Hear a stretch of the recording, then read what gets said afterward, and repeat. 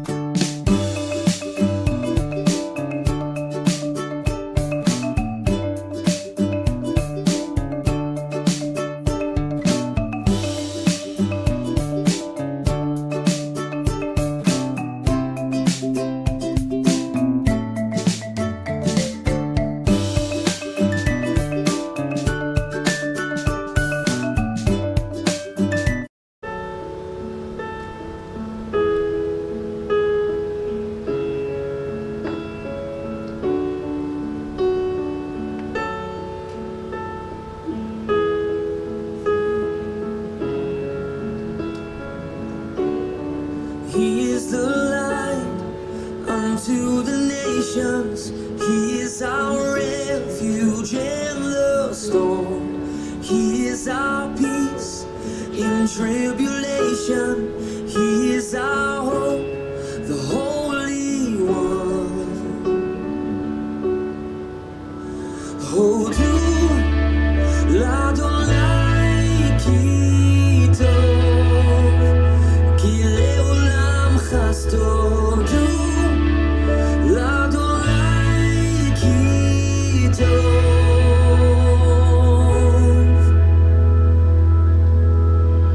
Here we bow in adoration, giving thanks for all He's done. Here we stand in revelation. We are redeemed, redeemed by the Son. Oh, do l'Adonai ki tov, ki le'olam chasto. Do l'Adonai ki tov.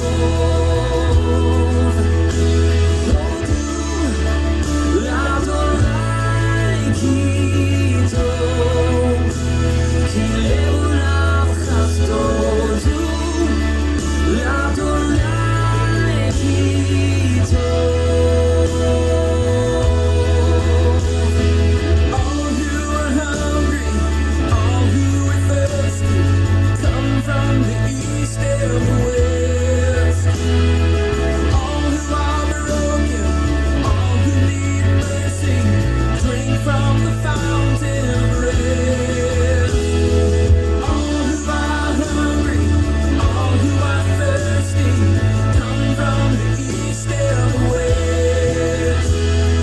All who are broken, all who need mercy, drink from the fountain of rest.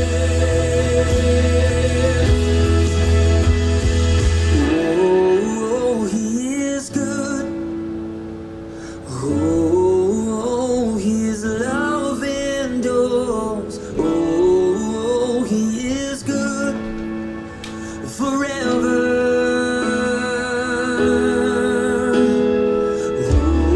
Oh, He is good. Oh, His love endures. Oh, He is good forever.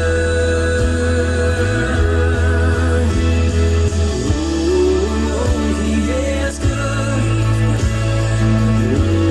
Oh, His love endures. Oh, He is good forever. We give thanks to the Lord, for He is good, and His love endures. Give thanks to the Lord, for He is good.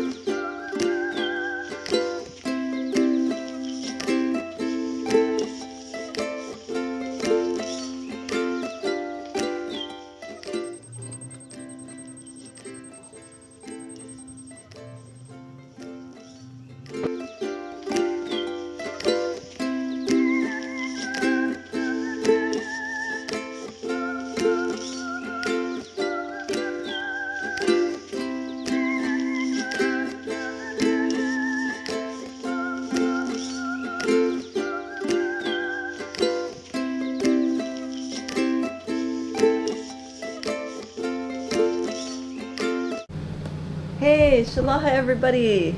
I know you can't see us today. We are planning to interview Jeremiah Skiba and Jake Grant, but we are having some issues trying to contact them. So if you guys are watching, please give Isaac a call. I put his phone number on your channel, and if you could give him a call, then we can hook you guys up on Zoom.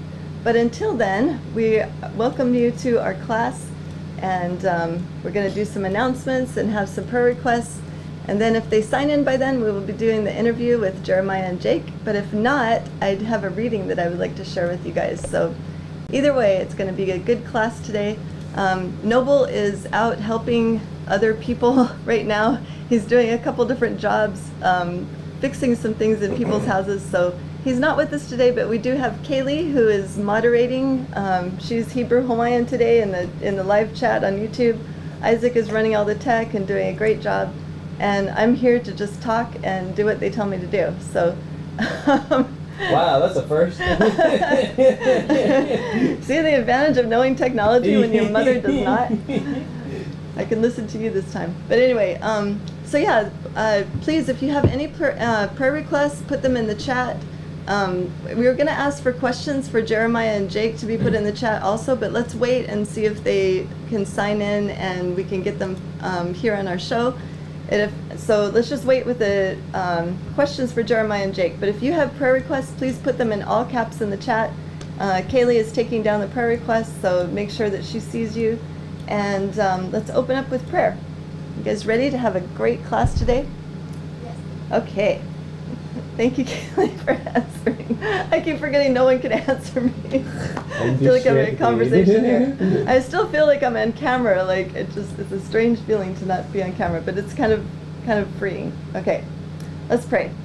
Dear Abba God, we thank you so much for bringing everyone here to share with us and to fellowship with us, to study with us your truth, Father God. And we just pray that you bring Noble back safely and that you take care of him where he's driving around the island today. And we ask that you have your hands on all the tech, and we thank you for Isaac, who's doing a great job as usual, monitoring everything there. We ask you to be with Kaylee, and she's the moderating in the chat today. And please speak through me, Father God. And if it's your will, please bring Jeremiah and Jake here so that we can ask them some questions and we can have a good time of fellowship with them as well. We ask all this in Yeshua's name. Amen. Okay, so another issue with the prayer requests is that Noble did such a great job making all kinds of posts for prayer requests, and I don't see them on our computer, so I'm going to just try to remember as much as I possibly can. And if you have any other requests to add, Kaylee is taking notes on those, so we'll definitely be praying for all of our prayer requests today. Isaac's trying to find them right now, and it's not labeled prayer requests wherever he has them here. But anyway, we'll continue to keep all of you in prayer. We're praying for Isaac and Kaylee as they're preparing for their wedding in a few months. I can't believe it's August already. My goodness, it's like 3 months until the big day. And thank Father God that he's brought Kaylee over here safely so that they can do some more collaborating and can do some more sewing and get things ready. It's just an exciting time. So thank you guys so much for continuing to keep them in your prayers. We're also praying for Tammy George, our faithful moderator for this, one of our faithful moderators for our channel, that she's going through some transitions herself with moving to a new location, and so continue to keep Tammy in your prayers. We just had a really good digital readers club. We were continuing to read The Vestures of Light and Rod of Wonder with Zen Garcia, who is the author of that book. It is so nice to have him there so we can just ask him questions in person. I know for sure, like I've read that book several times now, and it's so nice to just have him right there to just confirm things. One of the revelations that I had when we were reading is that because Mary had frequent contact with angels like her entire life when she was growing up in the temple, I just thought, hey, that makes sense because she's used to seeing the angels every day. They were feeding her. They were literally giving her food to eat, which I'm guessing one of them probably was manna. But she was fed by angels. She had conversations with angels on a regular basis. So it makes sense because when angels come to appear to people to give them messages or to check up on people that we see in the Bible, what's the first thing they usually say? When they appear to somebody, the first 2 words out of their mouth are usually Don't be afraid. or 3 words. I was gonna say, fear not. Oh, yeah. But yeah, don't be afraid. But when they talk to Mary, they don't preface it with that. Wow, so she wasn't even afraid. No, she was used to seeing them. They're like her friends. Like Wow. she was used to receiving food from them every day, used to having them in conversation in the temple because she was raised there from age 3 to age 12.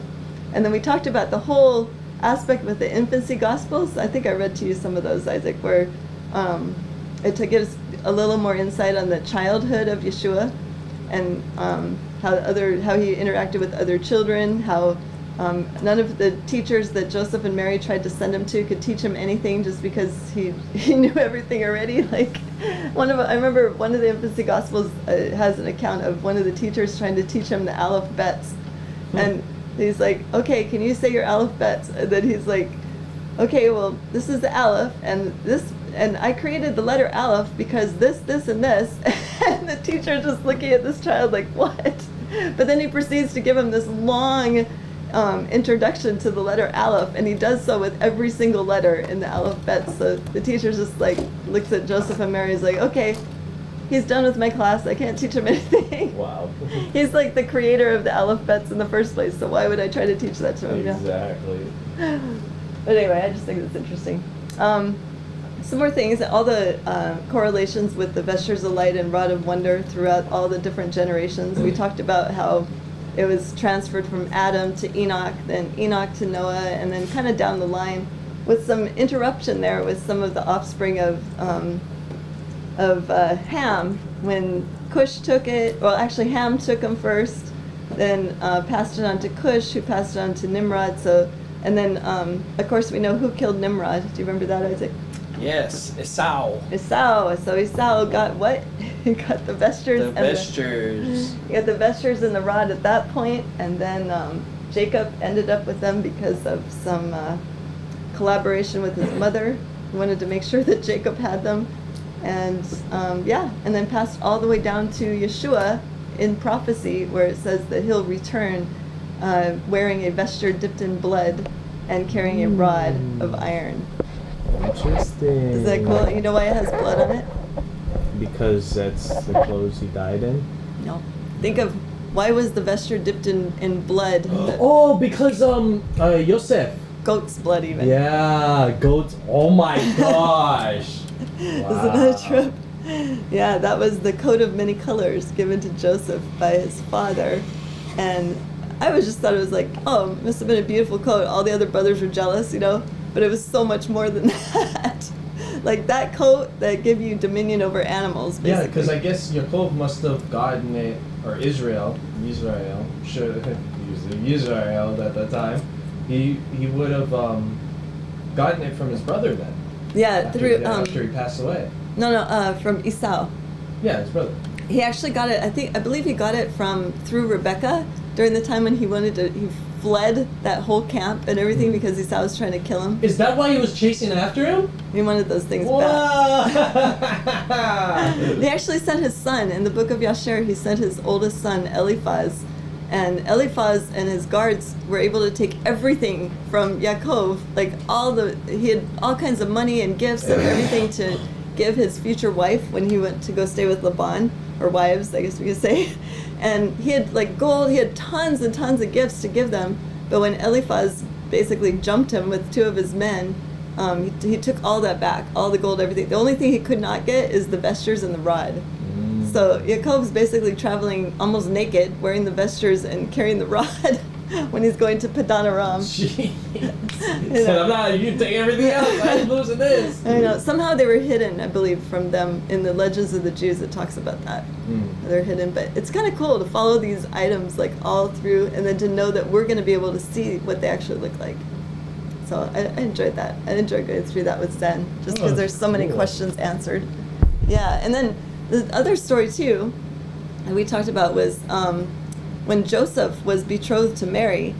When you see Hollywood movies and everything, you see like a very young Joseph. I mean, probably older than Mary, but closer to her age. But then when you read the infancy Gospels, you realize that she was only betrothed. Like, they did not consummate that marriage ever. And he was in his 80s. I mean, he was like a very elderly man, and that's why he's like, no, I'm not. She's like 14. I'm not gonna take. I cannot take her as a wife. And then he goes away to work for like 3 months or so to do his carpentry and everything, and left her home with because he had older children, like from his first marriage, and wife passed away. And then he comes home after a few months, and guess what? She's a pie. And he's just like, who did this? Oh my gosh, I'm gonna be cursed. Oh my goodness, who in my house did this? Why would you do something like this? Oh my gosh, as a man, I cannot imagine. He's like, blaming you go off Mary. to work and you think she got raped. Oh my gosh. Oh, Yeah. ooh, I would have been livid. Hmm. And his sons were older than her, so it's like he was just probably pointing the finger at everybody that was there, like, who did this to her? Then that's why the angel had to come and appear to him in a dream. So it explains a lot, right? I mean, Yeah. once you know the backstory of a lot of these things. So yeah, I wanted to talk to you guys today, though. Zen actually recommended this book, and we're doing this as we're waiting for Jeremiah and Jake. Hopefully they'll get in touch with us, and then we can put them on our show. But until then, I didn't want to waste this time when we're waiting, and wanted to see if there's any prayer requests first so we can pray, and then we'll go into this book that Zen recommended that I read for a particular reason. So I'm excited to share that. And when I do so, Isaac will put some pictures up on the screen so you guys can take a look at it, and you can see, I'll tell you about where to order it, and some of you might already have it. The Sacred Word Publishing does not carry this book, so I had to order this on eBay. I just got a used copy, and then I realized how awesome it was, so I ordered another one, a hardback this time, and a new one, just because the information in this book is just amazing, and it really affects a lot of how we see the world today. So anyway, any other prayer requests? Kaylee, is there anything that's come in? Yes. Okay. Please be in your eyes and finances. Okay, Isaac, could you give her the microphone so Yeah, everyone yeah. can hear, please? Okay, if you don't mind. Sorry, I had to put Monkey in the background. He's going to be screaming. Okay, I don't want Jerry to scream. okay. So yeah, Kaylee's going to go over some prayer requests now that have come in. I'm really sorry I don't have the ones that we've been taking down during the week just because I can't find it on our computer, but Kaylee's going to go over the new ones that have come in. And if you guys have anything else to add, please put those in there so we can pray for you and your situation.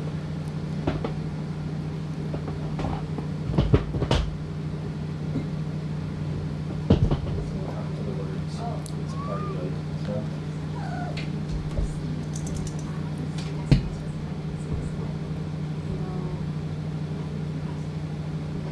You can speak up. Okay.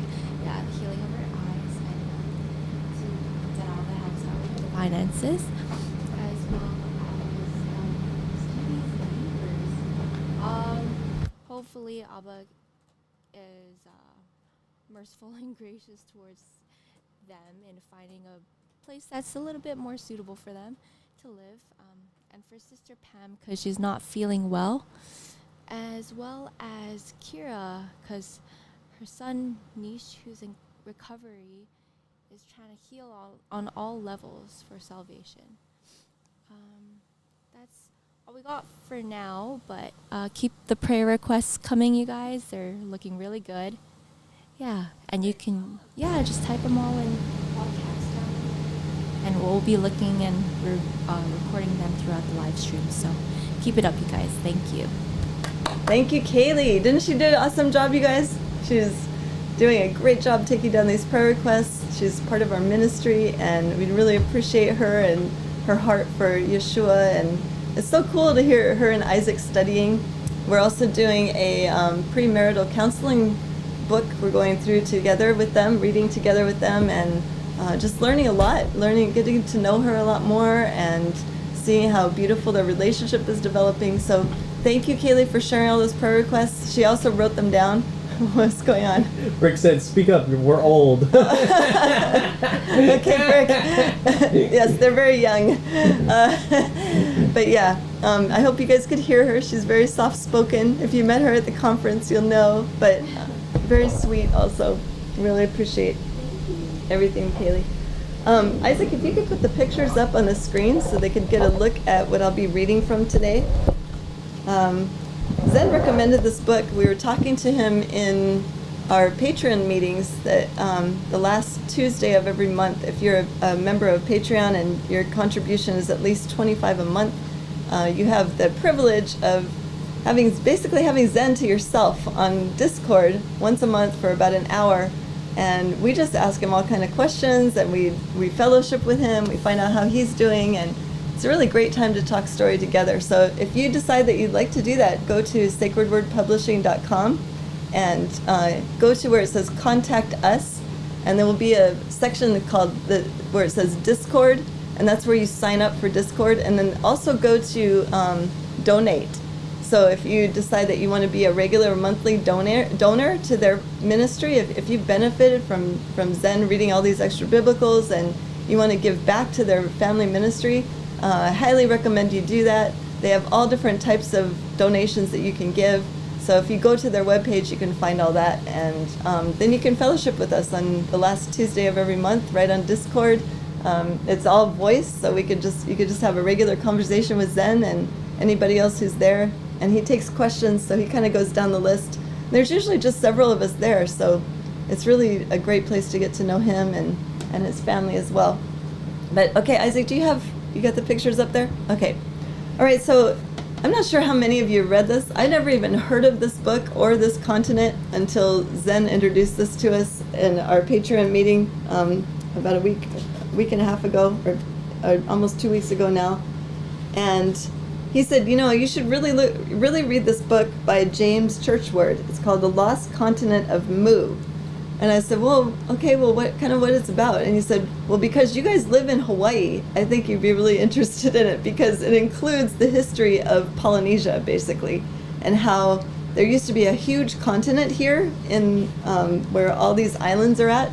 And another reason that is pertinent to know, and I'm so glad that he recommended us reading it now, because in a couple months, some of you are aware that before the wedding was planned, Noble and I had been talking about doing this cruise for about a year with some friends here from Hawaii, and there's more people that plan to join us just because the prices have gone down a huge amount. So if you want information on the cruise that we're doing, it's an 18-night cruise. It's on Royal Caribbean, and Royal Caribbean usually only does like 3 or 4 night cruises in the Caribbean. But this one leaves from Honolulu, and it ends in Sydney, Australia, after some stops in Tahiti and crossing the international date line, and also New Zealand, a few stops, and then ending in Sydney. So we'll be able to see more of these islands that are included in this book that I've been reading about, The Lost Continent of Mu. That includes Tahiti, Bora Bora. We'll be seeing those when we go on the cruise. Other islands that are in the Pacific Ocean are included as well for this lost continent. So if you would like information on the cruise, please send me an email at biblicalhebrewhawaii@gmail.com, because the price is so low, it comes out to like around $50 a night, and that includes everything, all the food, all the shows. The only thing that's extra for this cruise is going to be the plane trip back from Sydney to Honolulu, and any gratuity, they kind of charge extra for gratuity. And if you have any shore excursions or you want to spend some money at the ports, those are the only extras. So if you're interested in doing a cruise, now is the time to do it, just because it's such an amazing deal. They also do have exemptions for the Hokey Pokey, so we're not participating in taking any of those for any of the Hokey Pokeys for this trip. But there is an exemption form, and the cruise line is very cool about it, so it's not going to be a big hassle. But anyway, that's a little introduction for this book. I'm going to read to you the introduction by the New York Times in this book. It's called Mu, the Cradle of Mankind. And Zen actually gave me a bit of an introduction to it also, and because he said that it references in Genesis, where it talks about after Cain murdered Abel, and it said that he went to the land of the east, to the land of Nod. And the land of Nod just means like other lands. And Zen said that land would be what they call Mu. And it makes sense, though, because when I'm reading in this book, it talks about how the inhabitants of this continent were about 64 million at the time of its destruction. and that the inhabitants were, the original ones were white, very white-skinned, with brown hair, and that would definitely go hand in hand with what my opinion is of what the mark of Cain is, which and not everybody agrees, but from my research, I would say that the mark of Cain has to do something with the skin color, just because you can see a lot of those who are of the Cainite blood or Nephilim blood. One of their traits is being hairy and white, kind of like what we read about the Horites in the Bible, who Esau married into, that family, the hairy white goat people. That's kind of like what the offspring of Cain would look like. And so it matches up with the people that they're described in the island of, or the continent of Mu. So this is in the introduction. The cradle of mankind, Mu, was obliterated by earthquakes before the dawn of time. Its once great civilization and population. Say hi to Justin Mack, he's in. Oh, hey, what's up, Hi, Justin Mack? You're back. Good to see you. Okay, its once great civilization and population of 64 million vanished with it beneath the waters of the Pacific, leaving few traces. Mu was forgotten. Then, in the vaults of an Indian temple, Colonel James Churchward discovered ancient sacred tablets which he laboriously learned to decipher. For the first time in thousands of years, the fabulous history of Mu was again available to mankind. Thanks to the writer's researches, the sunken Pacific continent now takes on an interest beyond that called up by sheer geology or the surmises of archaeologists. And that was from the New York Times. So this was published in 1968. It was actually copyrighted in 1931, so it's an older writing. It was renewed in 1959. And so they do have hardbound copies, like I was saying earlier, leather bound. I got this on eBay upon Zen's recommendation, and I'm just really enjoying this book, so I wanted to share. Okay, and keep in mind that this author is not per se a believer in Yeshua, but it seems like during this reading he definitely became a believer in the Bible, because it really correlates with all this. So this is chapter 1. The biblical story of creation, the epic of the 7 days and the 7 nights, came first not from the people of the Nile or the Euphrates Valley, but from this now submerged continent, Mu, the motherland of man. Now also too, when I'm reading, keep in mind this is where the Cainites settled, the children of Seth and the non-serpent seed bloodline settled somewhere else, which I've gone over in some videos about the Garden of Eden, the location, which we've found through the Book of Jubilees and other extra-biblical writing and the Bible, that the land of creation of Havilah that is surrounded by the Pishon River, as described in Genesis chapter 2, verse 10 to 12, is what we now call the Philippines. But ironically, Mu is pretty close to it, actually, and this was the place where the Cainites settled originally, and they began to build cities, which is what we read in Genesis. All right, okay, so I'm going to keep going here. These assertions can be proved by the complex records I discovered upon long-forgotten sacred tablets in India, together with records from other countries. They tell of the strange country of 64 million inhabitants who, 50,000 years ago, and that's also up for debate, had developed a civilization superior in many respects to our own. They described, among other things, the creation of man in the mysterious land of Mu. By comparing this writing with records of other ancient civilizations as revealed in written documents, prehistoric ruins, and geological phenomena, I found that all these centers of civilization had drawn their culture from a common source, Mu. We may therefore be sure that the biblical story of the creation as we know it today evolved from the impressive account gathered from those ancient tablets which relate the history of Mu, history 500 centuries old. The manner in which this original story of the creation came to light forms a tale that takes us back more than 50 years. It was a famine time in India. I was assisting in relief work the high priest of a college temple. Although I did not know it at first, he was exceedingly interested in archaeology and the records of the ancients, and had a greater knowledge of those subjects than any other living man. When he saw one day that I was trying to decipher a peculiar bas relief He took an interest in me that brought about one of the truest friendships I have ever known. He showed me how to solve the puzzle of those peculiar inscriptions and offered to give me lessons which would fit me for still more difficult work. For more than 2 years, I studied diligently a dead language my priestly friend believed to be the original tongue of mankind. He informed me this language was understood by only 2 other high priests in India.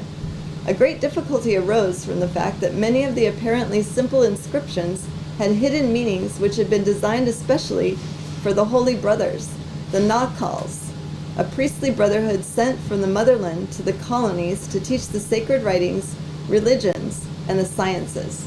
Now, to me, that goes hand in hand with what I've read about in Gary Wayne's book before about the 7 sacred sciences and how those were taught to Adam at the time in the garden when Yeshua would walk with Adam at night or in the cool of the evening, it says in Genesis, and he would teach him and talk to him about things. And then Adam passed along that knowledge to his sons, his stepson and his stepson Cain and his son Abel, and then eventually his son Seth.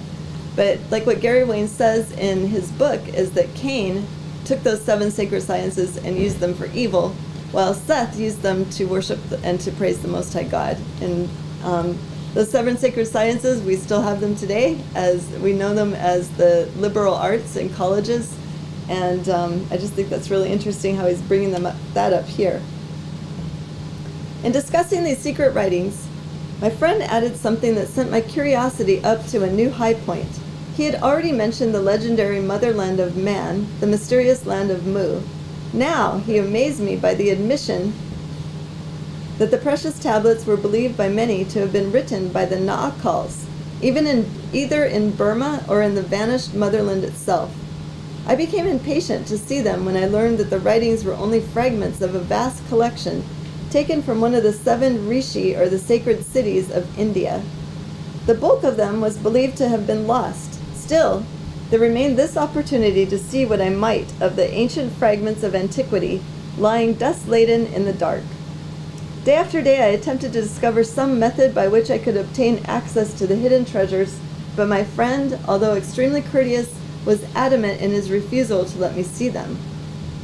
"My son," he would say, a touch of sadness in his voice, "I would that I could satisfy your desire, but that may not be. They are sacred relics that must not be taken out of their containers. I dare not grant your wish." 6 months passed. Curiosity or anxiety about their condition had won the contest over my priestly friend, for one evening on the table in front of him, 2 of the ancient tablets were lying on a cloth. Fortune was with me that evening, for these 2 precious forms of clay revealed facts of such import we both realized that here indeed were the genuine records of Mu. The history, however, broke off abruptly at a most interesting point at the bottom of the 2nd tablet.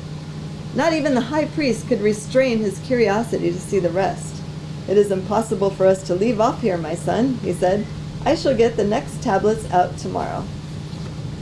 Okay, I'm going to skip ahead a little bit to read more about the Nakal tablets contained in this first chapter as well. A little bit more of the introduction says, "Once in Burma, I visited an ancient Buddhist temple in my search for the missing records. 'From where do you come?' asked the high priest, looking at me with veiled suspicion. 'From India,' I replied. 'Then go back to India and ask the thieves who stole them from us to show them to you.' And, spitting on the ground at my feet, he turned and walked away. These rebuffs disheartened me somewhat, but I had already obtained so much valuable information from the tablets that I determined to study the writings of all the old civilizations and compare them with the legends of Mu. This I did, and found that the civilizations of the early Greeks, Chaldeans, Babylonians, Persians, Egyptians, and Hindus had been definitely preceded by the civilization of Mu. Continuing my researches, I discovered that this lost continent had extended from somewhere north of Hawaii to the south as far as the Fijis and Easter Island, and was undoubtedly the original habitat of man. I learned that in this beautiful country there had lived a people that colonized the earth, and that the land had been obliterated by terrific earthquakes and submersion 12,000 years ago, and had vanished in a vortex of fire and water. Also, I learned an original story of the creation of the world. It was on the continent of Mu that man first came into being. I have traced the same story from Mu to India, where colonizers from the vanquished continent had settled, from India to Egypt, from Egypt to the Temple of Sinai, where Moses copied it, and from Moses to the faulty translations of Ezra 800 years later. And that's the author saying this, not me.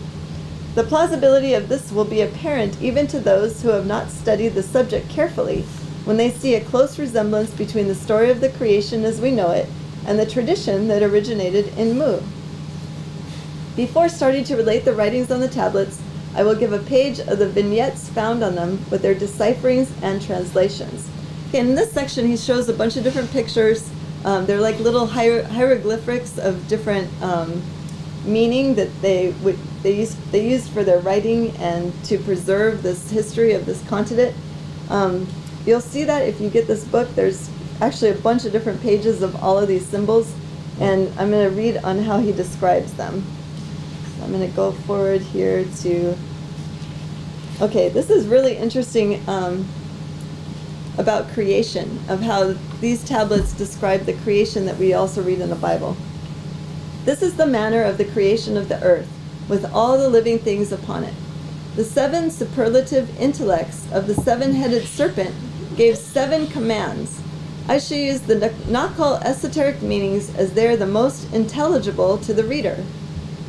The demotic are all symbolical and not easily understood. The first intellectual command was, let the gases which are without form and scattered through space be brought together, and out of them let the earth be formed.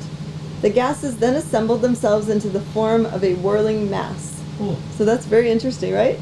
It's like a gas storm, a gas tornado. And also, yeah, so we can kind of compare that to Genesis. It's just let there be light.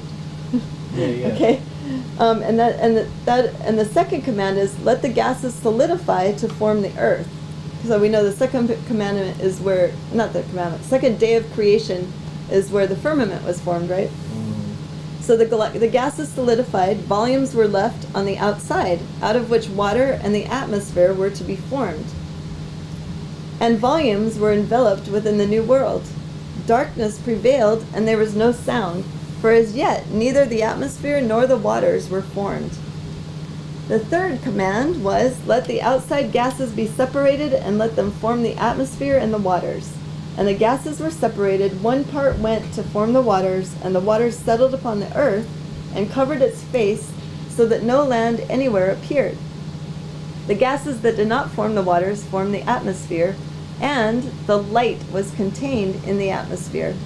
And the shafts of the sun met the shafts of light in the atmosphere, and gave birth to light. Then there was light upon the face of the earth, and the heat was also contained in the atmosphere. And the shafts of the sun met the shafts of the heat in the atmosphere, and gave it life. Then there was heat to warm the face of the earth.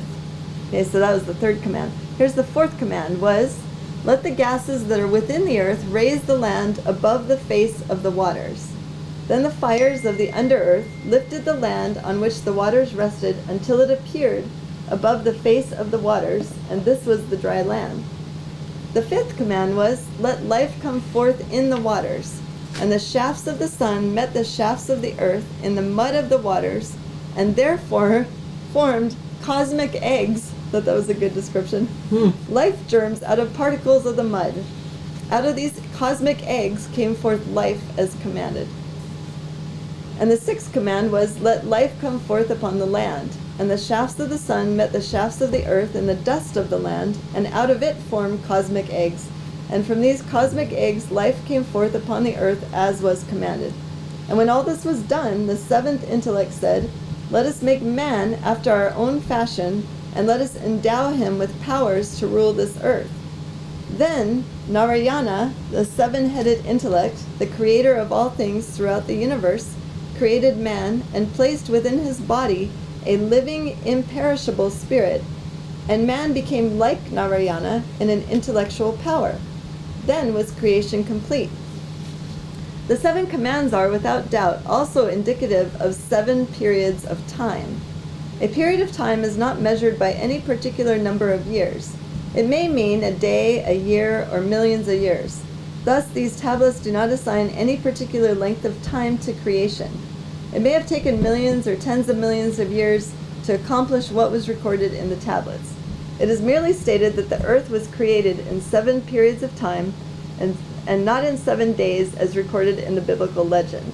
Okay, so I think that's cool. He compares it to the Bible, but he's recognizing that the time frame of these tablets that are written by people who lived in Mu, on the continent of Mu, it's the same number. It's 7, which I think is kind of neat. The general resemblance of the opening part of the Nahko record as regards the story of the creation to the account as found in the Bible is remarkable. It is also remarkable how great are the divergences thereafter. Legends of the creation are prevalent among peoples throughout the world, and in all instances I have found so much of the material identical that the only conclusion to be drawn is that they are of common origin and their genesis was in Mu. The 7th command was the hardest of all to translate. The actual deciphering was easy, but we found it impossible to find modern words that would convey identically the same meanings as the ancient. For instance, soul or spirit were the nearest words we could find to represent what was put into the body of man. The word living may or may not be exactly what was intended in the original. The word imperishable is, without doubt, absolutely correct. But what does the phrase after our own fashion actually mean? Certainly not in our own image. It in some way refers to mentality and mystic powers, and this is substantiated by the words, endow him with powers to rule the earth. The Bible uses a good symbolical example when it refers to the breath of God. At any rate, it is clear that the meaning is special powers received from God, and may therefore be looked upon as a part of God, as a leaf is a part of a tree. Man came from God and must return whence he came. The Nahko tablets were exceedingly difficult to decipher, being so many vignettes and tableaux and so other little hieratic writing. Some of the parts were also so worn and obliterated we could make nothing of them. Words also appeared for which we could find no equivalent in modern languages. Okay, so he's going to go on to the language here and to other books that kind of back up what he's been reading in these tablets, the author. So he said, I find the reflection of the teachings of these tablets or other similar ones in the old Hindu literature, also in old literature other than Hindu. Okay, so some examples are Hindu, the Manava Dharma Sastra. This is a series of books from their history. And he also mentions Rig Veda, like the Veda texts. That's all from India. And then there's another one I can't even pronounce. It's Aramya, I believe. Aitareya Aramya. And then there's also one from the Yucatan. These records are from all over the world, giving credence to the fact that there used to be a huge continent in the Pacific. In southern India, the temples have libraries of ancient writings, but none apparently go back to Sanskrit. I worked over several of these with high priests, and they were all in Sanskrit and on religious subjects. As none of them contain any facts of historical value, I was not sufficiently interested to continue their study. There are considerable variations of the legend of the creation in different sections of the world, which no doubt is due to the manner in which it has been handed down to generation after generation. Startling as it may appear, the most scientific version, and the one above all others except the Nahko, that can be sustained by geological research, is the version found among the semi-savages and cannibalistic races of the South Sea Islands, especially the Marquesans. And this kind of piqued my interest too, because we have a place here on Oahu called the Polynesian Cultural Center. And if you guys ever come to Hawaii, they have a particular village. It's kind of like a set almost, with students that attend Brigham Young University, all working there to pay their tuition. But they recruit students from all over these particular islands that this guy is talking about. And one of them is the Marquesas Islands. And that's how I learned about all the different islands in Polynesia. I had no idea until I went to Polynesian Cultural Center, and you just could see all of the natives doing their native dances, wearing their whatever clothing that they usually wear back home, just presenting their food. It's a pretty cool cultural experience, even though it is adjacent to BYU. It's a really cool cultural experience. I would recommend, if you do come to Hawaii, that that's a great way to learn about Polynesia and all these islands. All right, the Hindu, Chaldean, Egyptian, Maya, and Greek in later times describing the creation eliminated the scientific sections and recorded by use of symbols the facts without the whys and wherefores. The reason for this is well told by Clement of Alexandria. And if you've read the Clement homilies, this is the same guy. He said, the Egyptians neither entrusted their mysteries to everyone, nor degraded their secrets of divine matters by disclosing them to the profane, reserving them for the heir apparent to the throne, and to such of the priests who excelled in virtue and wisdom. In other words, the esoteric meanings were not given out publicly. It's kind of cool how Mu is so closely tied to Egypt, when we know that, like, Pharaoh, they were like big, huge promoters of the 7 sacred sciences, but only to royalty. So that's why I think it's kind of interesting that Moses grew up there in Pharaoh's household, and he was taught all of the 7 sacred sciences from the Most High God, but also the evil ones, the ones that the Canaanites used and they passed on to the Egyptians.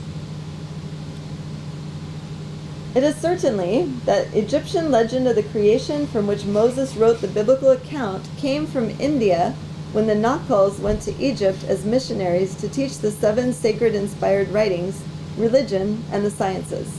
Therefore, the dramatic story taught in Sunday schools throughout the Christian world today originated in the lost continent of Mu.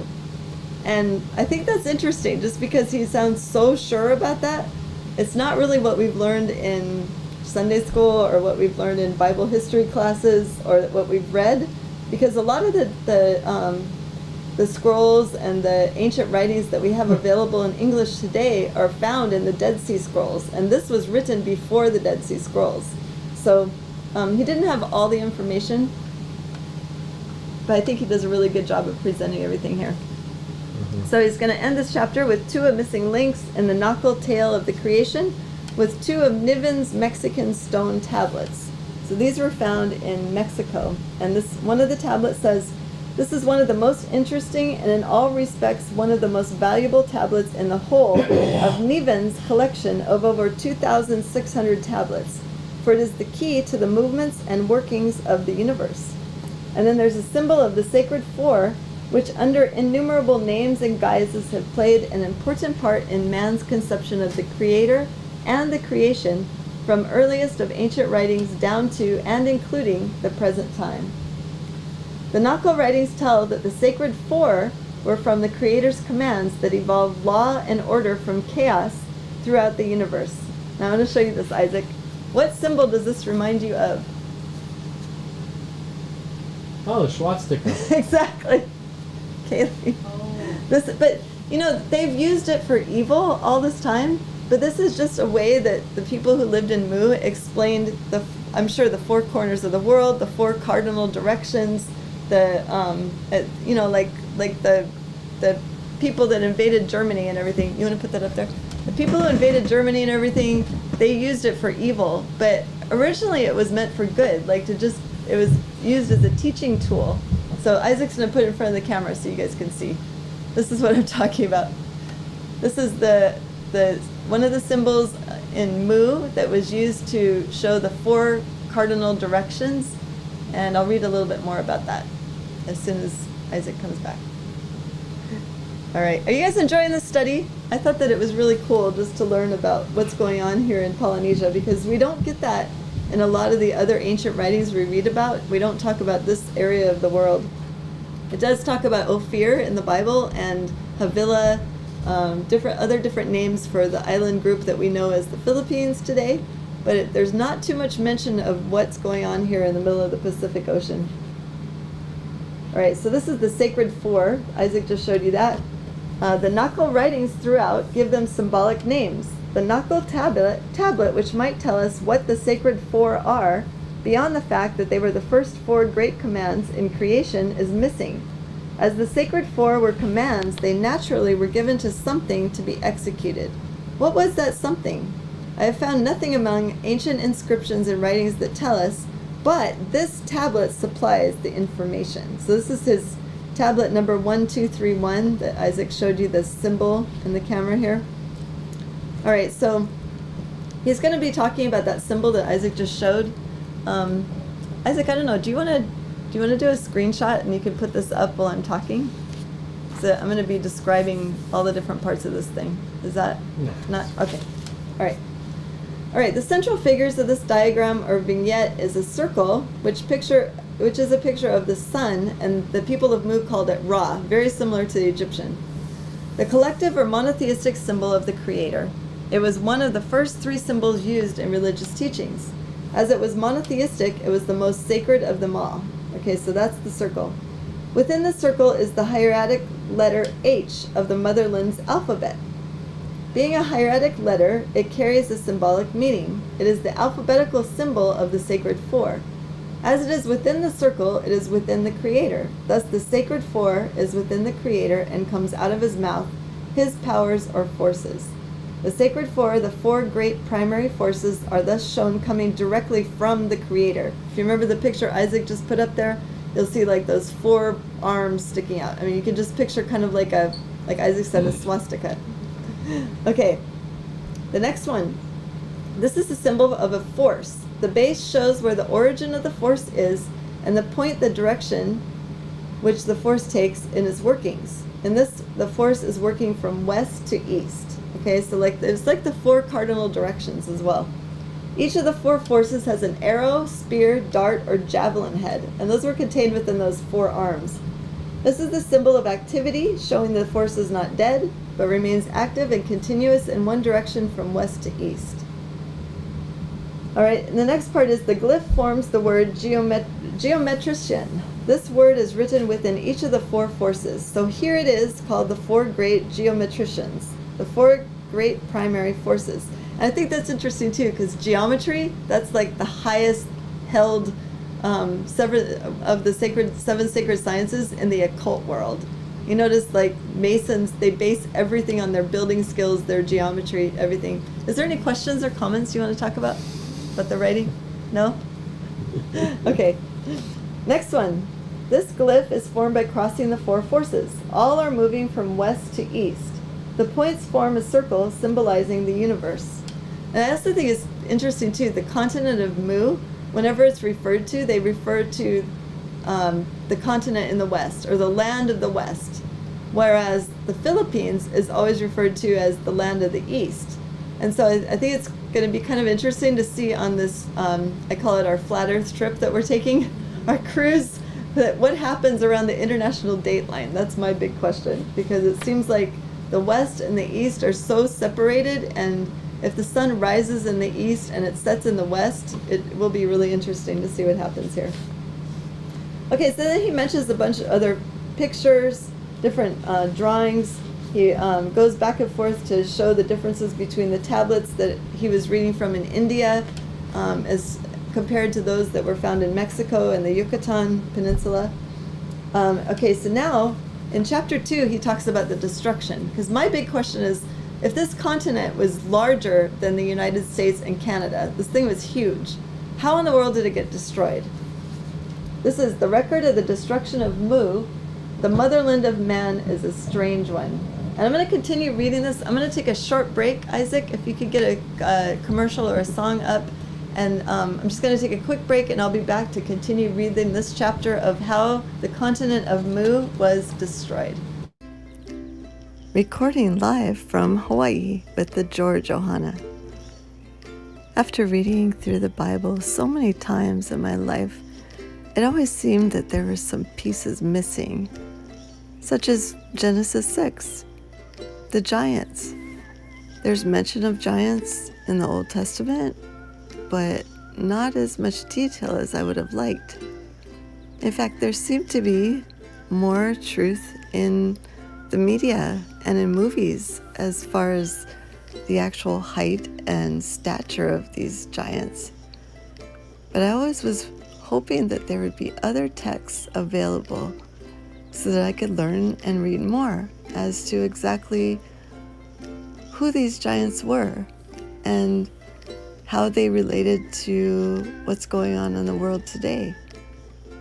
Hebrew Hawaiian Family Ministry is one that we have prayed over and that we are so excited to share these nuggets of truth that we get from reading the Bible, as well as extra biblicals, as well as ancient texts that have been removed over the years, and learning the detail and the backstories of biblical truths and biblical stories really helps them to come alive. We would love to have you join us and be a part of our ministry as we review the ancient languages of Hebrew, Aramaic, Greek, and as we read through the additional material now available to us in English that gives such a deeper meaning to biblical accounts such as the golden calf, the Ten Commandments, and the giants, and how they still play a role in our lives today. The media loves to put these heroes, these famous ones of old, in the spotlight, and that's how it's always been. But as a truth-seeking community, it is so important to utilize the research of others who are on the same path as we are, the path to learning the whole truth about the ancient deities, about the modern idols, and how they're related, how they're the same entities.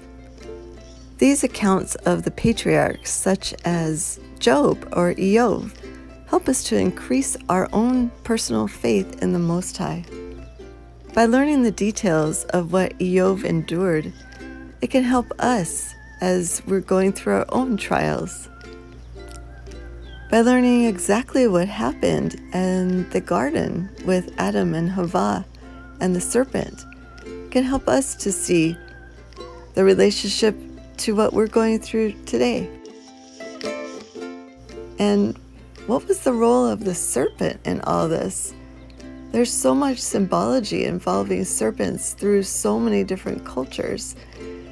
It's important to read books outside the Bible in order for us to understand it with a deeper meaning and use our history that has been stolen from us and is now being revealed as knowledge increases in the last days. Did you ever wonder how the Most High called Abraham and hear of his encounter with Nimrod and the fiery furnace? These and other stories are readily available to all of us, and we look forward to sharing with you and to hearing your ideas and your research about these ancient books. We can discover how each apostle wrote books of their own that should have been included and that were included in the early church manuscripts. We all study together, and we all have something to bring to the table as far as our own individual research. So please join us on Saturday evenings for Hebrew class and backstory time on both this YouTube channel, Hebrew Hawaiian, and on Discord with Sacred Word Publishing.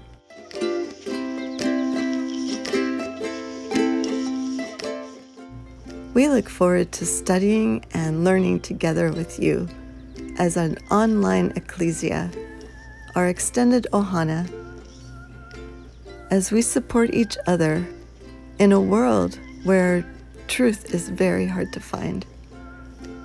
Blessings to all of you, and Shaloha. Hey, welcome back everybody. Thank you for giving me a short break there. I'm super excited to read you chapter 2 of The Lost Continent of Mu. And Isaac is putting up a picture that is in this chapter so you guys can get an idea of what this continent looked like according to the findings of the author. And so I'm going to start reading here. This is on the destruction of Mu. It's really good. The record of the destruction of Mu, the motherland of man, is a strange one indeed. From it, we learn how the mystery of the white races in the South Sea Islands may be solved and how a great civilization flourished in mid-Pacific and then was completely obliterated in almost a single night. A few decades ago, scientists would have been very doubtful about the possibility of the former existence in the Pacific Ocean of a huge continent such as Mu. But since then, records have come to light and comparisons have been made which prove that such a land did at one time exist. The proofs are of several types.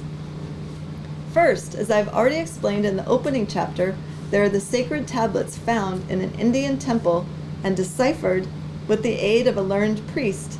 These tablets gave me the first hint about Mu and sent me on a worldwide search. They had been written by the Nakals, either in Burma or in the motherland. And when he says the motherland, it's talking about on the continent that was destroyed. They told how the Nakals had originally come from the motherland, the land in the center of the Pacific. They also told the story of the creation of man and his advent in this land. Records of later date written in Mayax, Egypt, and India tell and describe the destruction of this land of Mu when the earth's crust was broken up by earthquakes and sank into a fiery abyss. Then the waters of the Pacific rolled in over her, leaving only water, where once was a mighty civilization. Second, there is confirmation of Mu in other ancient manuscripts, including such a classic as the Hindu epic Ramayana, written by the sage and historian Valmiki from the dictation of Narana, high priest of Rishi temple at Ayodhya, who read the ancient temple records to him.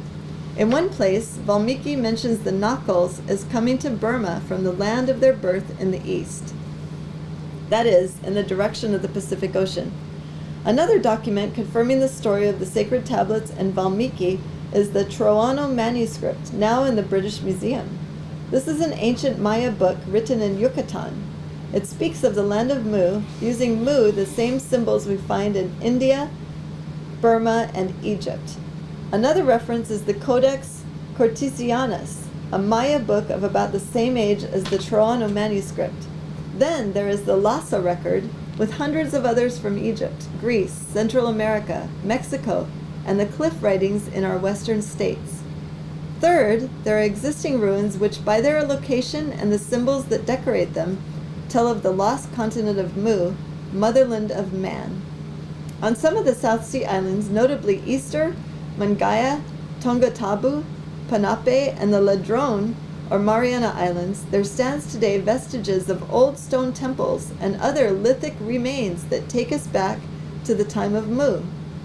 At Uxmal, in Yucatan, a ruined temple bears inscriptions commemorative of the lands of the West, whence we came, and the striking Mexican pyramid southwest of Mexico City, according to its inscriptions, was raised as a monument to the destruction of these same lands of the West. And that's ironic, because if you've followed Zen for a while, you'll have heard his teaching about the first city that Cain built, and he named it after his son Enoch. And we can find this first city underneath what is now called Mexico City today. Does anyone know what that name of that city is? Put it in the comments. Let's see who gets it. I'll give you a clue. Cain named the first city after his son Enoch, and this is Enoch the evil, not Enoch the good. What was the name of that city that is currently underneath the city in Mexico City? I think a bunch of you probably know that. Isaac, do you remember what it's called? El Dorado. Nope, it starts with a T, and it's got the word Enoch in it, because he named it after his son Enoch. Yes, Tenochtitlan. Okay, very good. All right. Okay, third, there are existing ruins which by their location and the symbols that decorate them tell of the lost continent of Mu, the motherland of man. On some of the South Sea islands, notably Easter, okay, I'm sorry, I read this again. Fourth, there is the universality of certain old symbols and customs discovered in Egypt, Burma, India, Japan, China, the South Sea islands, Central America, South America, and some of the North American Indian tribes and other seats of ancient civilizations. These symbols and customs are so identical, it is certain they came from one source only, Mu. With this background, then, we can follow the tale of Mu's destruction. This continent, we find, was a vast stretch of rolling country, extending from north of Hawaii down towards the south. A line between Easter Island and the Fijis formed its southern boundary. It was over 5,000 miles from east to west and over 3,000 miles from north to south. The continent consisted of 3 areas of land, divided from each other by narrow channels or seas. Basing my description on the records shown, I shall try to picture her as she was. Okay, so you guys can listen to this now. This is what Mu looked like according to ancient writings. Far back into the very remote times, many thousands of years ago, yet on the very edge of what we call historical times, there was a great continent in the middle of the Pacific Ocean where now we find only water and the sky, and groups of small islands which today are called the South Sea Islands. It was a beautiful tropical country with vast plains. The valleys and plains were covered with rich grazing grasses and tilled fields, while the low rolling hilllands were shaded by luxuriant growths of tropical vegetation.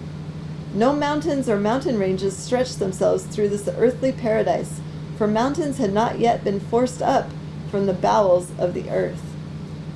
The great rich land was intersected and watered by many broad, slow-running streams and rivers, which wound their sinuous ways in fantastic curves and bends around the wooded hills and through the fertile plains. Luxuriant vegetation covered the whole land with a soft, leasing, restful mantle of green. Bright and fragrant flowers on tree and shrub added coloring and finish to the landscape. Tall, fronded palms fringed the ocean shores and lined the banks of the rivers for many a mile inland. Great feathery ferns spread their long arms out from the river banks. In valley places where the land was low, the rivers broadened out into shallow lakes, around whose shores myriads of sacred lotus flowers dotted the glistening surface of the water, like varicolored jewels in settings of emerald green. Over the cool rivers, gaudy ringed butterflies hovered in the shade of the trees, rising and falling in fairy-like movements, as if better to view their painted beauty in nature's mirror. Darting hither and thither from flower to flower, hummingbirds made their short flights, glistening like living jewels in the rays of the sun. Feathered songsters in bush and tree vied with each other in their sweet lays. The chirpings of lively crickets filled the air, while above all other sounds came those of the locust, as he industriously ground his scissors, telling the whole world all was well with him. Roaming through the primeval forests were herds of mighty mastodons and elephants, flapping their big ears to drive off annoying insects. The great continent was teeming with happy life, over which 64 million human beings reigned supreme. All this life was rejoicing in luxuriant home. Broad, smooth roads ran in all directions like a spider's web, the stones with which they were made being so perfectly matched that grasses could not grow between them. At the same time narrated, the 64 million people were made up of 10 tribes or peoples, each distinct from the other, but all under one government. Many generations before, the people had selected a king and added the prefix Ra to his name. He then became the hierarchical head and emperor under the name Ra-Mu. The empire received the name Empire of the Sun. All followed the same religion, a worship of the deity through symbols. All believed in the immortality of the soul, which soul eventually returned to the great source whence it came. So great was their reverence for the deity, they never spoke his name, and in prayer and supplication addressed him always through a symbol. Ra, the sun, was used as the collective symbol for all his attributes. As high priest, Ra-Mu was the representative of the deity in religious teachings. It was thoroughly taught and understood that Ra-Mu was not to be worshipped, as he was the only representative. At this time, the people of Mu were highly civilized and enlightened. There was no savagery on the face of the earth, nor had there ever been, since all the peoples on earth were children of Mu and under the suzerainty of the motherland. The dominant race in the land of Mu was a white race, exceedingly handsome people, with clear white or olive skin, large, soft, dark eyes, and straight black hair. Besides this white race, there were other races, people with yellow, brown, or black skin. They, however, did not dominate. These ancient inhabitants of Mu were great navigators and sailors who took their ships over the world from the eastern to the western oceans and from the northern to the southern seas. They were also learned architects, building great temples and palaces of stone. They carved and set up great monoliths as monuments. In the land of Mu there flourished 7 great or principal cities, some cities of the seats of religion, science, and learning. There were many other large cities, towns, and villages scattered throughout the 3 lands. Many cities were built at or near the mouths of the great rivers, these being the seats of trade and commerce, whence ships passed to and from all parts of the world. The land of Mu was the mother and the center of the earth's civilization, learning, trade, and commerce. All other countries throughout the world were her colonies or colonial empires. According to records, inscriptions, and traditions, man's advent on earth was in the land of Mu, and on this account the name Land of Kui was added to that of Mu. Great carved stone temples without roofs, sometimes called transparent temples, adorned the cities, the rooflessness being to permit the rays of Ra to fall on the heads of those in supplication and prayer, a symbol of acknowledgement to the deity. The wealthy classes adorned themselves in fine raiment with many jewels and precious stones. They lived in imposing palaces attended by many servants. Colonies have been started in all parts of the earth. Being great navigators, their ships were constantly carrying passengers and merchandise to and from the various colonies. On cool evenings might be seen pleasure ships, filled with gorgeously dressed, jewel-bedecked men and women. The long sweeps with which these ships were supplied gave a musical rhythm to the song and laughter of the happy passengers. Now this kind of reminded me of the account of the 2 fishermen that they traveled far to the north. They sailed together, father and son. I'm not sure how many remember this book called The Smoky God. I highly recommend it if you have not read it yet. It reminded me of when they encountered people that were at the North Pole. They sounded very similar to this, where they just traveled in this beautiful luxury, very high-tech ships. And I think it's very similar to what we're reading here about the people of Mu. While this great land was thus at its zenith, center of the earth's civilization, learning, trade, and commerce, with great stone temples being erected, and a huge statues and monoliths set up, she received a rude shock. A fearful visitation overtook her. Rumblings from the bowels of the earth, followed by earthquakes, volcanic outbursts, shook up her southern parts.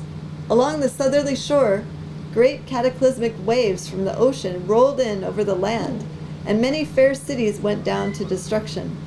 The volcanoes belched out their fire, smoke, and lava. The country being flat, the lava did not run, but piled up, forming cones which subsequently became igneous rocks and are to be seen today on some of the southern islands. Eventually, the volcanic workings ceased. The volcanoes died out and have since remained silent. After the cessation of these volcanic workings, the people of the land of Mu gradually overcame their fright. The ruined cities were rebuilt and trade and commerce were resumed. Many generations after this visitation, and when the phenomenon had become past history, Mu again became the victim of earthquakes. The whole continent heaved and rolled like the ocean's waves. The land trembled and shook like the leaves of a tree in a storm. Temples and palaces came crashing to the ground, and monuments and statues were overturned. The cities were heaps of ruins. As the land rose and fell, quivered and shook, the fires of the underneath burst forth, piercing the clouds in roaring flames 3 miles in diameter. There they were met by lightning shafts which filled the heavens. A thick black pall of smoke overshadowed the land. Huge cataclysmic waves rolled in over the shores and extended themselves over the plains. Cities and all things living went down to destruction before them.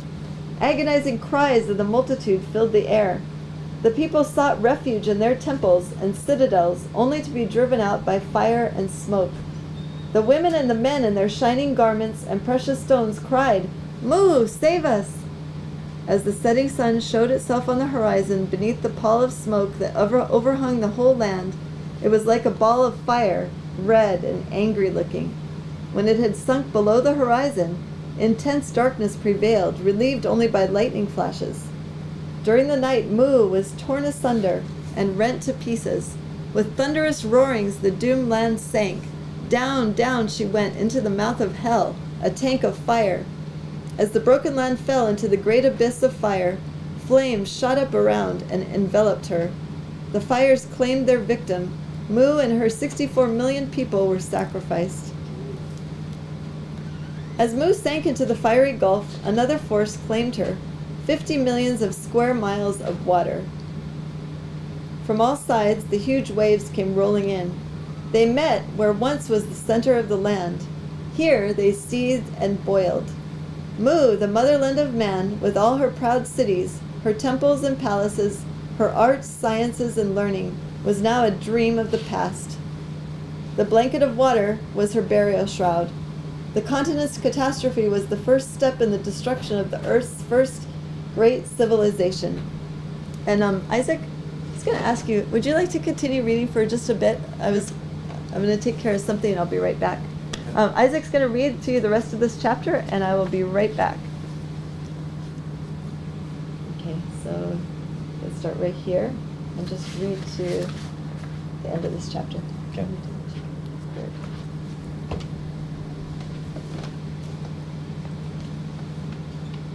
Ladies and gentlemen, I'm just kidding. All right, I'm going to continue on. For nearly 13,000 years, Mu's destruction cast a heavy pall over the greater part of the earth. The pall, oh, this book is old. The pall is being lifted, but many spots still lie covered. When the continent was rent asunder and went down for geological reasons that will later be explained, ridges and points of land here and there remained above water. They made islands and groups of islands, but were jagged and broken up by the volcanic rocky workings which had occurred beneath them. All these ridges and points were covered to their capacity, and humanity escaped from the sinking land. Their land, the motherland of man, which now formed the bed of seething, streaming, muddy waters surrounding him. Having swallowed up the land with all thereon, the waters rested as if satisfied with their grim work, and these waters are the Pacific Ocean. Was ever a name more ironically applied? On these islands, in the midst of a boiling sea, the remnants of Mu's population huddled, waiting for the terrific quakes to abate. They had seen their temples and palaces, their ships and their roads go crashing down, to be swallowed by the ocean. Nearly the entire population had been engulfed by the catastrophe. The few alive, all that were left of the motherland of man, discovered they were destitute. They had nothing, no tools, no clothes, no shelter, little land, no food. Around them hissed and seethed the boiling waters that had rushed into the center of the fiery pit. Above them, dense clouds of steam, smoke, and ashes cut off the friendly light, making an impenetrable darkness. The despairing shrieks of their comrades who had perished in chaos still rang into their ears. It was a sense of horror for the survivors, who found themselves facing death by starvation and exposure. Sorry, I need something to I keep scrolling down to the next words, and then I lose my spot because they're so tiny. So I have to put a line across the pages. Hold on.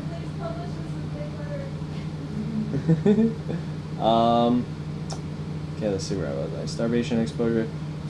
Few were able to survive the dreadful ordeal, and most of them perished miserably.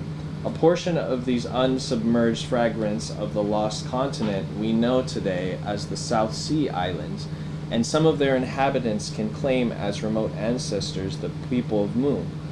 After a period of days, the atmosphere was somewhat cleared of the smoke and sulfurous fumes. The sun, breaking through the veil of clouds, looked down on the scene. The newly formed islands were seen thronged with appalled men and women, those who were lucky or unlucky enough still to be alive. Pitiful looking beings they must have been, these survivors of the world's greatest catastrophe since the flood of biblical fame. One can picture despairingly wringing their hands, others clinging together, dumb and motionless, reason gone, staring with unseeing eyes at where had once been a continent. What had become of that fair land? It lay deep beneath the waters of the Pacific Ocean. Where man had reigned supreme was now the abode of fishes, the haunt of uncanny, creeping things. Seaweeds would grow where flowers had raised their faces to the sun. Coral polyps, I don't know what those are, would build their reefs on the spots where man's busy hands had reared palaces. One of the tens of millions that had once swarmed the streets of the vanishing cities. Only a pitiful handful of human beings remained on the newly formed islands that were otherwise barren of all life. All was lost. What remained for them? Nothing except slow starvation. They were crowded together on tiny specks of land, thousands of miles from the mainland, without boats, ships, or food. Under such circumstances, it may easily be imagined what happened. Many, of course, were hopelessly insane, driven mad by sheer horror. Others prayed for death to relieve them from a strain that was intolerable. To exist, one thing alone was left them, to go down into the lowest depths of savagery, and, for a time at least, live upon one another. Dun dun dun. No, skins of animals, if any, remained, and the leaves of coarse foliage must, in future, be their dress. Stones, spears, and arrows must be their weapons of defense and offense. Their cutting tools must be fashioned from flints and shells. But the primary thing was where to get food. No doubt many died from exposure, fright, and hunger, and as these died, their bodies became the food of survivors. In this manner began the first cannibalism and savagery. They said the word, cannibalism. Thus the survivors of the highest civilization descended to the lowest savagery, which has continued on through the ages. One may imagine the loathing and repugnance that these cultured beings must have had for such food. We may believe that many died before they could force themselves to partake of it. Gradually, however, as generation followed generation, through the long procession of years, the poor islanders sank lower and lower until even traditions of their past, which at first were religiously kept and handed down to posterity, became dim and at last forgotten. Their former greatness was erased from their minds as completely as the treacherous waters of the Pacific had wiped away Mu. But, forgotten though this past is by the islanders, marks have remained among them for future identification, thus carrying out an unvarying law. I have mentioned that a veil of darkness was cast over mankind by the destruction of Mu. This I mean in a turning the page comparative sense only. The colonial empires for a time carried on the civilization of the motherland, but without her aid they gradually declined, then flickered away. It is from those ashes the new and present civilization has risen. I closed the book. When you're done reading, do like a 5-minute break for music and I'll come back. Oh, okay, so I guess she wants us to do a 5-minute break of music, so I'm gonna start singing. Dorasti. I'm just kidding, guys. Okay, give me a minute.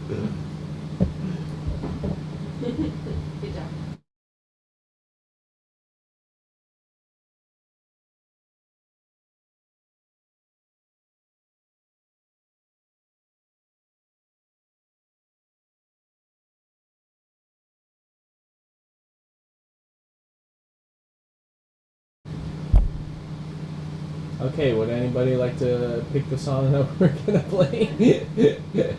You can see me scrolling to it.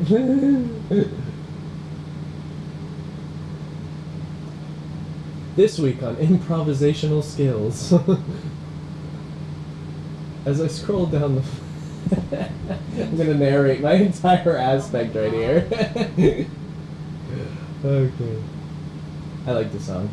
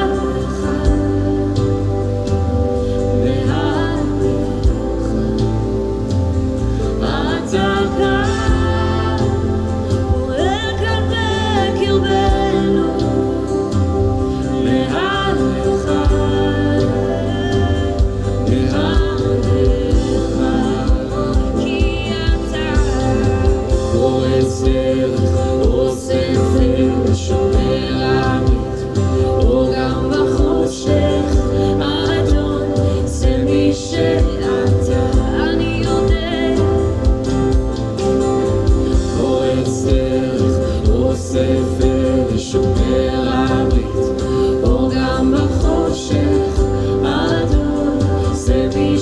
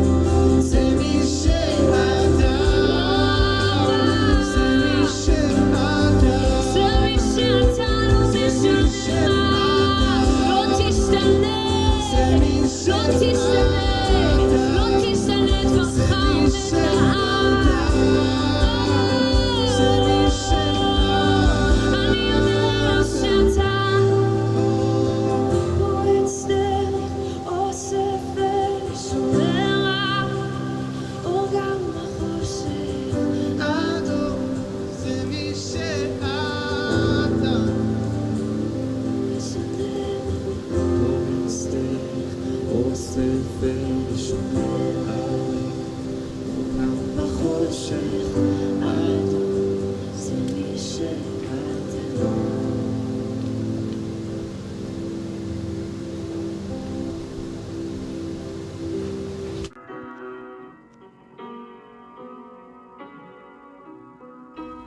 of my dreams when I was a child was to work with orphans, as I had read about others doing in the Bible.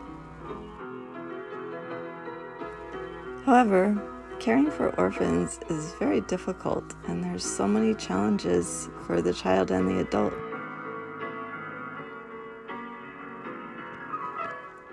It was clear to me that the Most High had his hand on Isaac from a young age.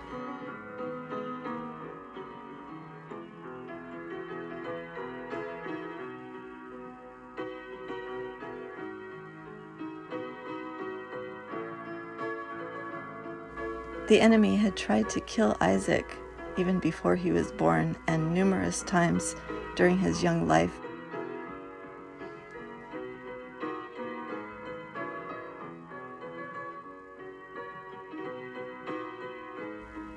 I began writing this book in 2011 after we had gone through the most miraculous and most stressful time.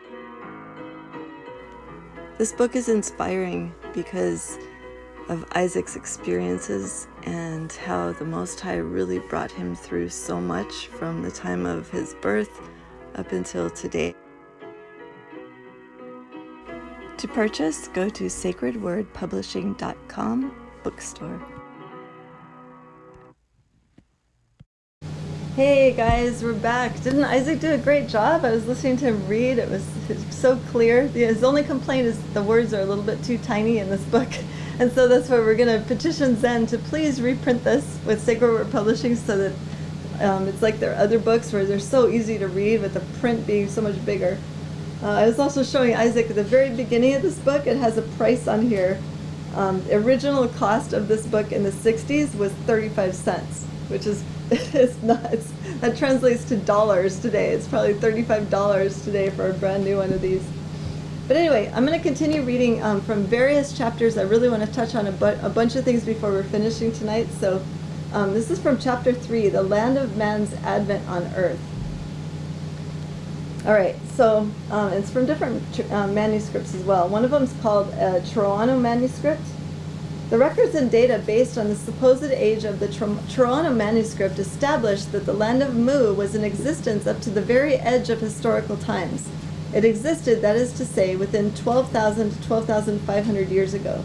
Taking the islands whereon remains and traditions have been found, I sketched a map indicating where Mu is situated in the Pacific Ocean. And that's the map that, is that still up there, Isaac, that map of Mu? I can still pull it up. Okay, if you could put that back up there, it'd be good. So this is the map he sketched indicating where Mu was situated within this Pacific Ocean, and you can see all the islands kind of on the outer edges. And as we know, like before the flood, there was no water. There was just rivers, no oceans. There was rivers and lakes as their water sources. But then after the flood, there was, of course, water covering the earth. So I'm kind of interested to continue reading the rest of this book. Personally, I'm about halfway through, but just to kind of see all the other links that add up to this. And so it says, taking the islands whereon remains and traditions have been found, I sketched this map indicating where Mu was situated in the Pacific Ocean.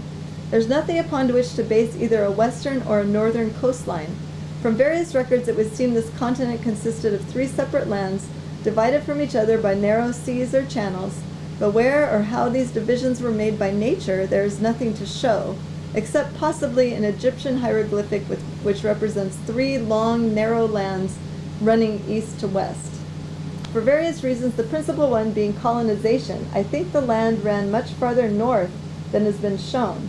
I've given Easter Island as the southeast corner, Tonga Tabu as the southwest corner, the Ladrones as the northwest corner, Hawaii in the north, and no defined northeastern corner.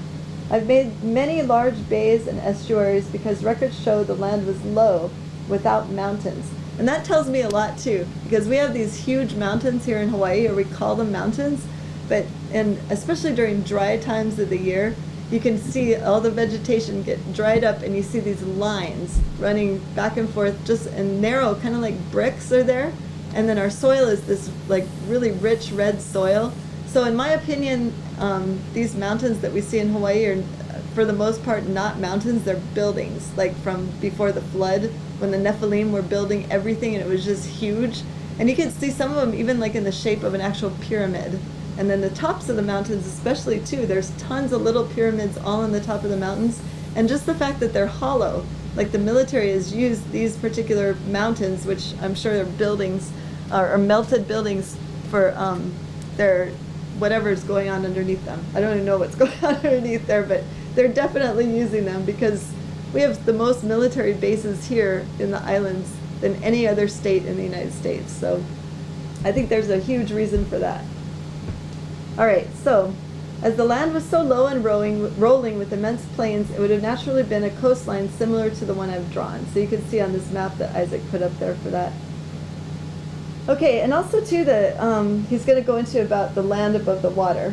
And where we find specks of lands above water with inconvertible evidences of continental resources, we are made doubly certain these specks are parts or remains of a continent. These bits of lands are, as I have said, little islands peopled by savages. They are thousands of miles away from any mainland, and it is therefore the strongest possible proof, stronger than any record, inscription, or tradition, that back in prehistoric times there was a continent, and that the continent was peopled by highly civilized human beings. The ancient records and remains on the South Sea Islands show us that man was created a civilized being, but untutored or uncultured. He was created with a knowledge of his own soul, and believed in and worshipped the deity.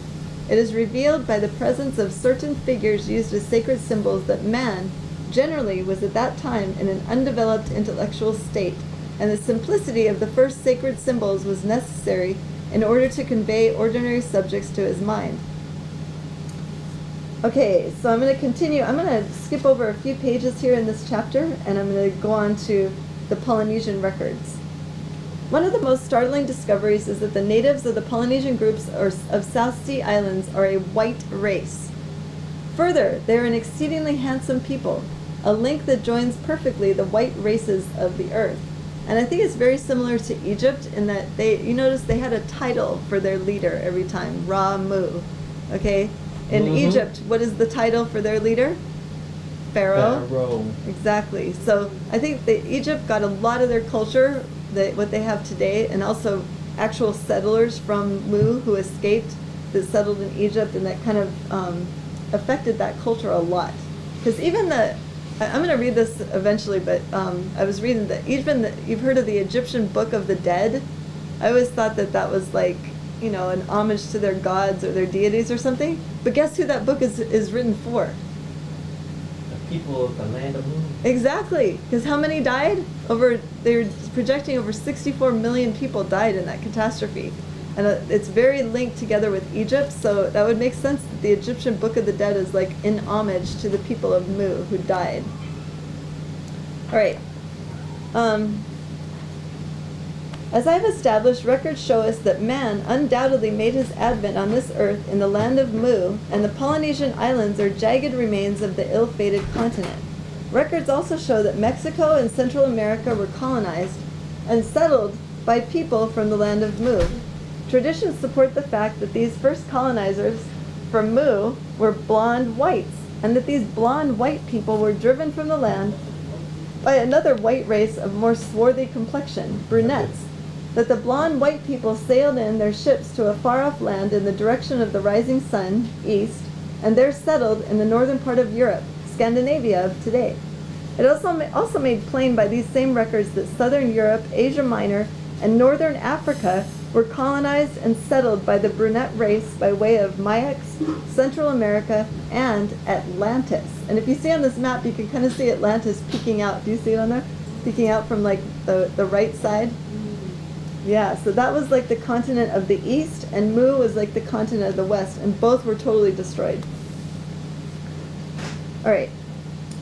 If we leave the white Polynesians and visit one of the brown races found further west in the group of South Sea Islands called Micronesia, we find the brown, as well as the white races of the South Sea Islands, are today splendid specimens of physical manhood. They resemble the finest of the old Greek bronze statues. The Fijians, a brown race, are said to be the most skilled of the South Sea Islanders. In a photograph from a series in my possession is shown a member of a brown race, Arawali, a native of the Aurorai Island of the Gilbert Group, which lies about 4,000 miles southwest of Hawaii. The picture shows a girl with a beautifully shaped, well-developed head, pleasing countenance, and gentle expression. She is the daughter of the king of Aurorai Island. It has been said of her she is a very gentle, lovely woman, but quick-tempered and slightly jealous, but very dignified notwithstanding her wretched surroundings. Okay, then there's more symbols that he's going to talk about here. I'm going to skip ahead to another part that I was reading that outlines each group of Polynesian islands. All right, so this starts with the Cook Islands. And I think it's ironic because we just had visitors here, Noah and Karen, friends of Aleko. And Noah is actually from the Cook Islands. I never met anyone. Have you met anyone before from Cook? I haven't either. I was just like, wow. Okay. The history of Easter Island since the white man discovered it forms one long scene of tragedies. Okay, now we're going to go to the Cook Group of Islands. The Cook Group of Islands lies directly south of Hawaii, about 40 degrees. It is also about halfway between Tahiti and Fiji, but south of a direct line. I shall note 2 islands of this group. Rarotonga Island. On this island there is a small section of the road referred to in the Eastern Island Tablet and Legend, and the Mangaya Island. This is the southernmost island of the Cook Group and about half the size of Easter Island. On it are remains similar to those on Easter Island. As there are no quarries or evidences of them being chiseled on this island, it is presumable they were brought here. Tonga Tabu is a coral atoll belonging to the Tonga Group. There's not a particle of natural stone upon it, nothing but corals. Here on this patch of coral we find an immense stone monument set up in the form of an arch. It consists of 2 huge uprights weighing about 70 tons each, which are bound together at the top with another stone weighing about 25 tons. So my question is, if it's all coral and there's this huge stone arch there, you know, there had to be some kind of civilization there before. Yeah. Like, you don't just go random, oh, look, there's a coral reef, I'm going to just build this massive stone arch there, right? Okay, the Marshallese. On several of the islands composing this group are found tall, slender pyramids built of stone. The natives used the sacred symbols of the motherland as ornaments without knowing how they obtained the designs or their meanings. I've shown a prominent ornamentation from Aurorai Island, the fan of Princess Arawali with the royal escuchelan of Mu. The Caroline Islands. As regards prehistoric remains, nowhere throughout the Pacific Ocean are there to be found such astounding ruins as on the Caroline Islands. An added interest is that they lie 1 moon's journey toward the rising sun from Burma, where according to the Nakul tablets and Valmiki, the motherland of man once stood, the spot whence came the first settlers in Burma and India. Right. On Panape stands what I consider to be the most important ruin in the South Sea Islands.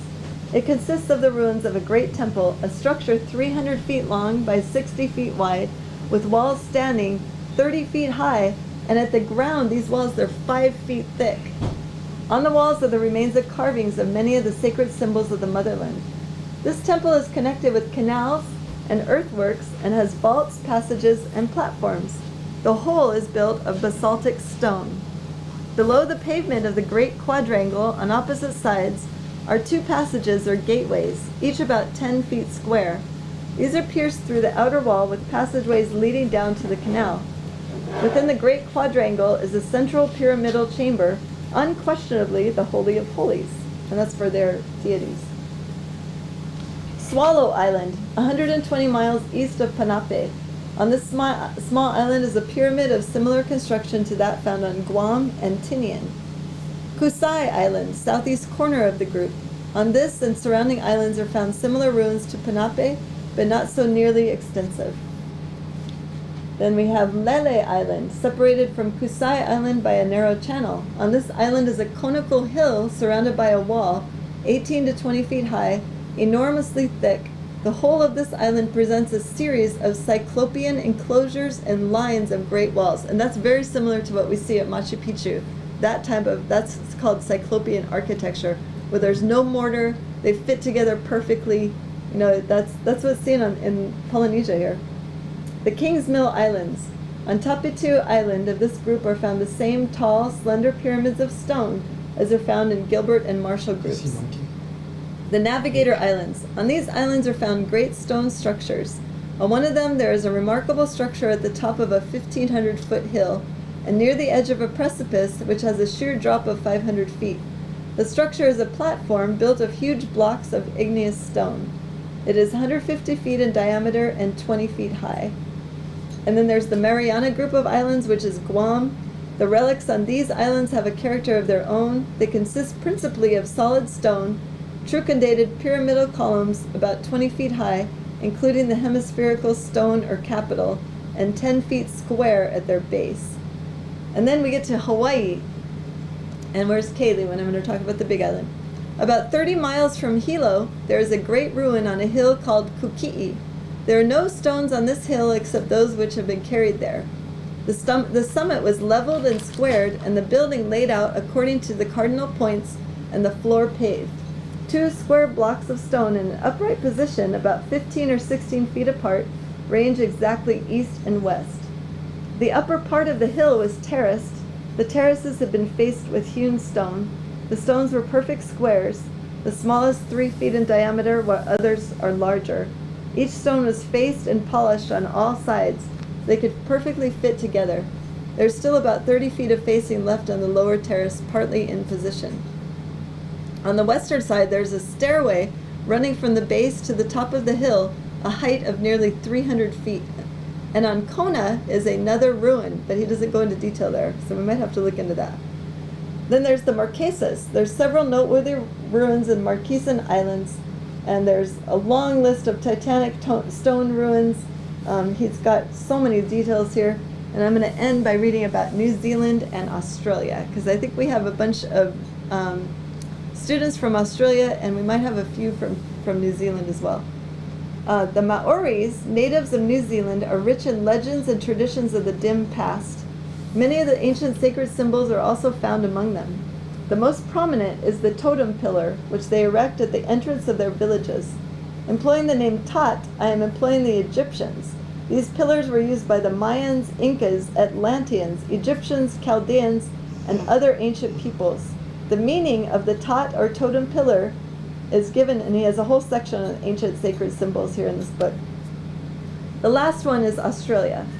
Australia appears to be particularly bare of ancient records, legends, and traditions, and this is not to be wondered at if my geological deductions about Australia are correct. Geometrical figures have been found rudely carved on some of the boomerangs of the northern tribes. The Bushmen of northern Australia are probably the lowest type of humanity on Earth, lower than ordinary forest beasts. And I'm just like, I'm not sure where he got that information, but I don't want to offend anyone. That's his writing, not me. An Australian cave painting has been found, which without doubt antedates their low savagery.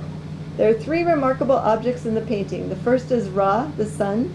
The second, the number 3, that's the symbol of Mu, shown twice. And the third, an axe. When the English first settled in Australia, axes of any description were unknown to the savage natives. I never heard of any legends or traditions having been found among the native Australians. Now, for the Aussies that are in our chat, you guys might have some other information besides this guy. The great stone monuments existing among the South Sea Islands have always been a puzzle to ethnologists. All have been convinced that there must have been a great civilization there, and then the shadow of time that was became darkness, the new day, the beginning, as civilization now calls it, dawned thereafter.